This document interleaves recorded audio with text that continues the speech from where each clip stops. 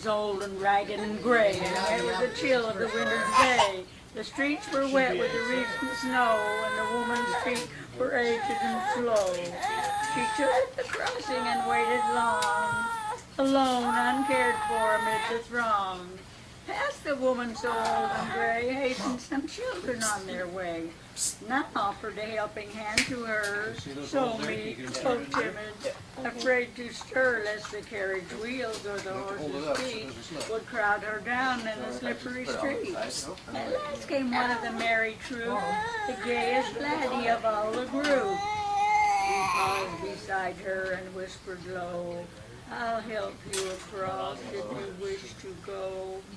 Her aged hands on his strong young arm she placed, and so without hurt or harm, he guided those trembling feet along. Proud of his own were firm and strong. Good morning, Christopher. It's good to see you. They asked me to tell you about a great-grandmother. Well, do you know what a great-grandmother is? You see, Christopher, you have a father named Michael. And Mike has a father named Bob. Now you see, Bob has a mother named Melba, and that's me. I'm Melba, great-grandmother Melba Anderson. But the reason why he wanted me to talk to you is to tell you about a great-grandmother. Well, I'm going to do it. Now you see, a long time ago, I had my own mother used to tell me stories and sing me songs, and one time they had to sing in church. They had to speak in church, so they took me along with them. And they taught me a little poem to say, and it was like this. I'm my mama's little darling. Don't you think I'm fresh and sweet? With the roses on my shoulder and my nice new dress so neat? Mama made it just on purpose, 'cause I'm going to speak to you. It is lovely, don't you think so? Wish it was yours? I bet you do. I've known that little poem all my life, and I've never forgotten it. Now, Christopher, things in life are the way we make them. We can be happy or we can be sad. And our lives are so that the things we learn everywhere. We learn them in church, we learn them in the home. And years and years ago, our grandparents came to this country, this valley, because they liked the church they belonged to. So Christopher, the church teaches us a lot of nice things. It teaches us to love each other. It teaches us how to be good little boys and girls. So you see, there's a lot of things in life that we can absorb into our bodies if we'll just pay attention. When I was a little girl, they used to teach songs in school, and my mother used to teach me little songs.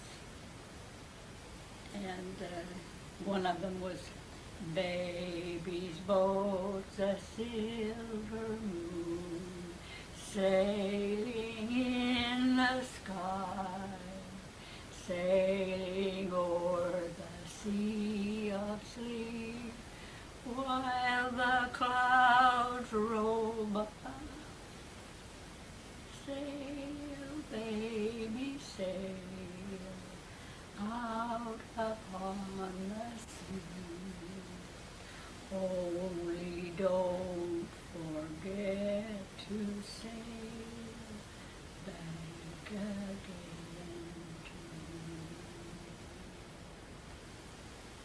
There's a lot of other songs we used to learn. One of them was called The Sandman.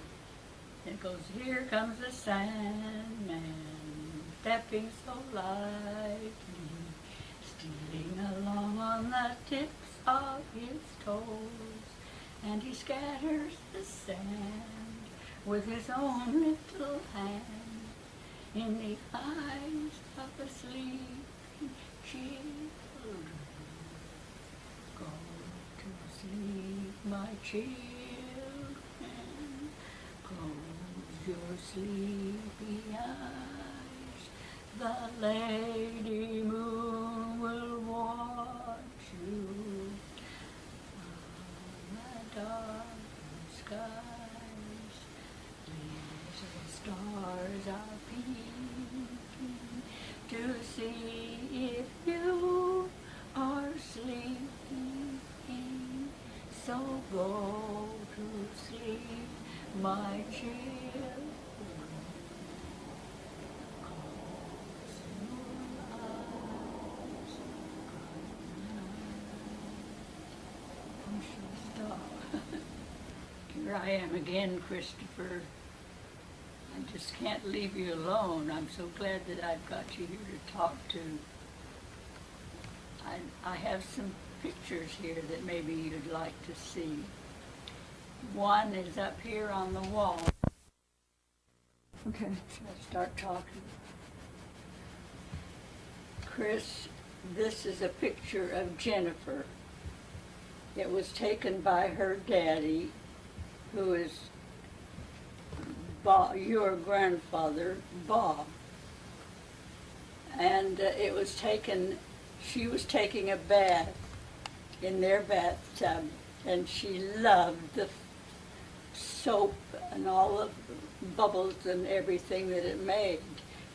And her daddy, which is Bob, said, oh, that's such a nice picture. I'm going to get the camera.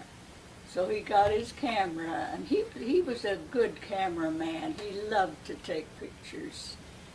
But he took that picture of her with all the bubbles around. And I said later, how old was she in that picture? And he said, she was 2 years old, so about 2 years old. So that's a little, your little Jennifer, 2 years old in the bathtub with all the foam around it. Isn't that cute? Now these other pictures Bob took. This one over here is a picture, he said, of out at Santa Cruz. Now there, the one with the hand on the horse's head, that's Michael. And the one stooping down, looking up, is Jennifer. Now the one at the back is Tom.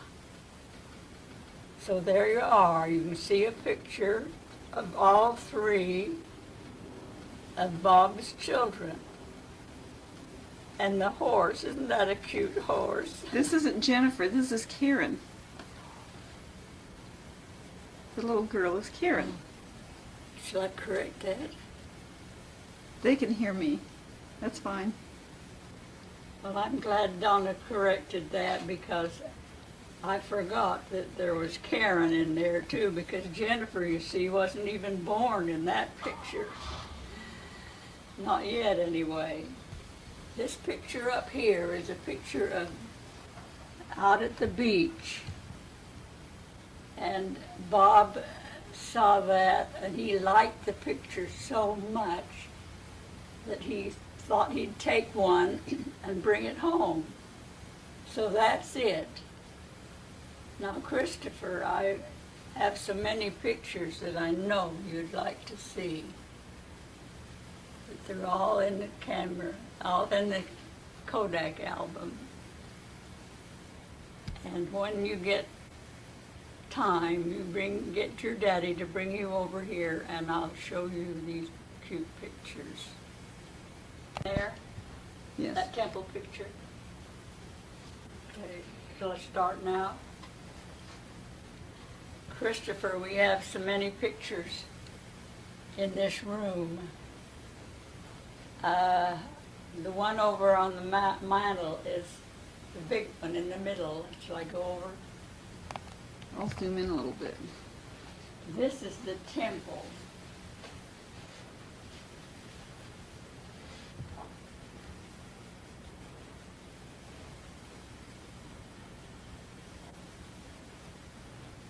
Now, the reason we call it the temple is, you see, when we're what we call LDS, that means Latter-day Saints.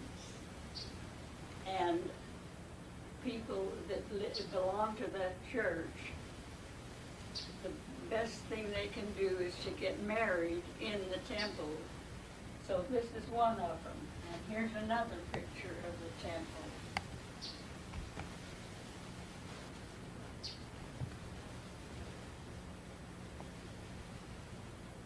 Now, let's see. This picture up here is a picture that my sister painted herself. That's my sister Marguerite. You've never met her because she's been dead quite a few years. But your mother has met her. I mean, your grandmother, Donna, has met her. Now, let's see. You like this? Your great-grandmother Melba made that with a needle and some thread. Do you like it? Okay. Shall I start? Christopher, would you like to see some of the pictures I've got hanging on the wall?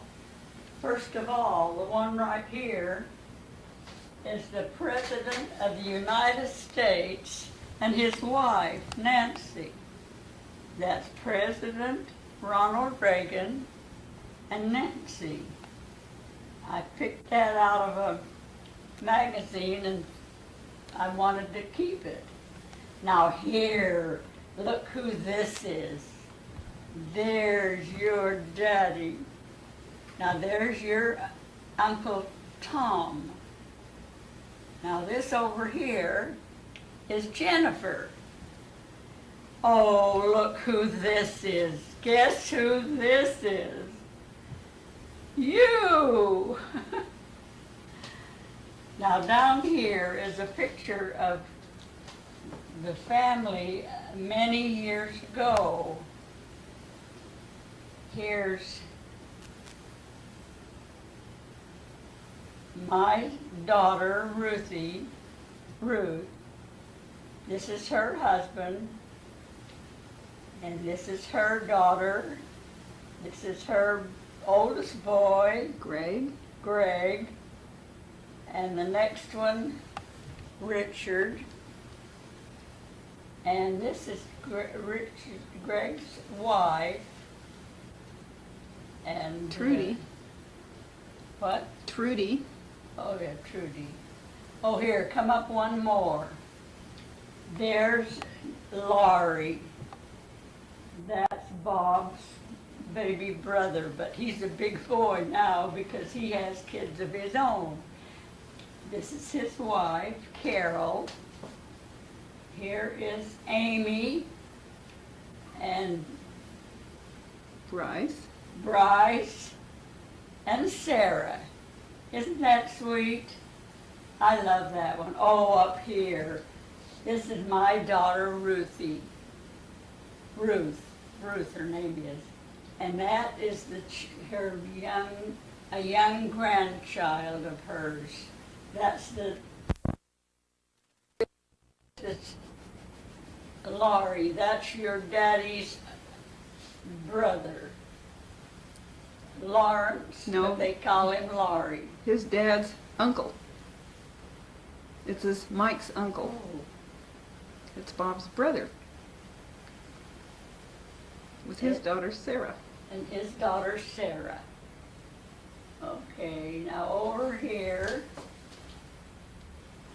is Jane? Jane, but That's your daddy's cousin.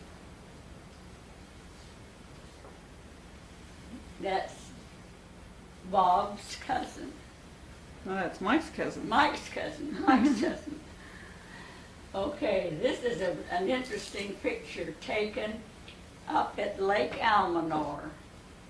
Now, they like to ride horses up there because they have a home in the mountains, and they have many horses. Now, this first one is Ed. That's Ruth's husband. The second one is That's Jane, that Jane? their daughter Jane. And that's your Uncle Tom when he went to visit him on the 4th of July. Yeah, Tom went to visit, and they decided to take a ride on the horses. They were riding in the parade on the 4th of July. Now, where? This one up here is an interesting picture. It was taken when your great-grandmother Melba and her husband Lee moved into this valley, and that's the way the street looked like. Now the whole road is covered with beautiful houses, but this is such an old picture that I've kept it, and don't you think that'd be valuable? Because now this is covered with homes. Okay. But out by her rose bushes, and Lee, that's my husband Lee, and your daddy Mike's grandfather planted all these roses by himself, and they've been growing and producing beautiful flowers, beautiful roses ever since. I'm going to pick this off because it's nearly dead. Can you see that, Christopher? Isn't that pretty? Leaves, petals will fall on the ground and make it all ugly. So we have to keep it clean. Aren't they pretty? Look. Daddy used to pick these flowers and take them for people's birthdays. I think they're pretty. You used to pick them for your mommy. Used to pick them for your mommy. There they are. That's beautiful. Happy birthday, Christopher. I'm glad you're here. We love you. Bye-bye from Grandma Melba.